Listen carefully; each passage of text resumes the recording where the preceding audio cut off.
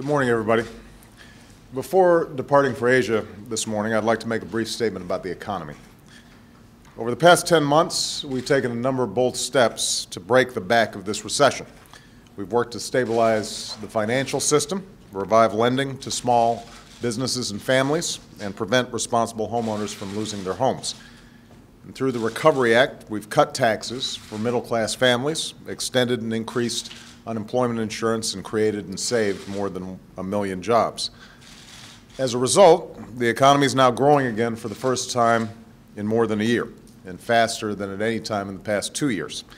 But even though we've slowed the loss of jobs, and today's report on the continued decline in unemployment claims is a hopeful sign, the economic growth that we've seen has not yet led to the job growth that we desperately need. As I've said from the start of this crisis, hiring often takes time to catch up to economic growth. And given the magnitude of the economic turmoil that we've experienced, employers are reluctant to hire. Small businesses and large firms are demanding more of their employees. They're increasing their hours and adding temporary workers. But these companies have not yet been willing to take the steps necessary to hire again. Meanwhile, millions of Americans, our friends, our neighbors, our family members, are desperately searching for jobs. This is one of the great challenges that remains in our economy, a challenge that my administration is absolutely determined to meet. We all know that there are limits to what government can and should do, even during such difficult times. But we have an obligation to consider every additional responsible step that we can to encourage and accelerate job creation in this country.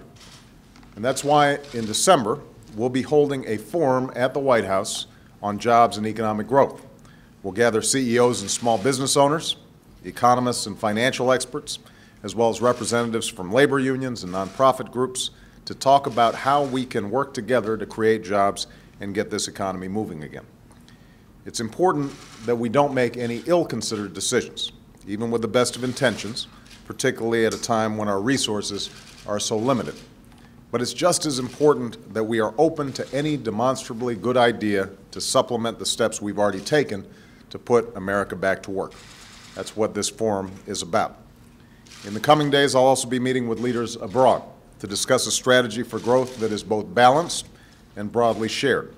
It's a strategy in which Asian and Pacific markets are open to our exports, and one in which prosperity around the world is no longer as dependent on American consumption and borrowing, but rather more on American innovation and products. It's through these steps with our partners, in addition to the work we're doing here at home, that we will not only revive our economy in the short term, but rebuild it stronger in the long term. That's been the focus of our efforts these past 10 months.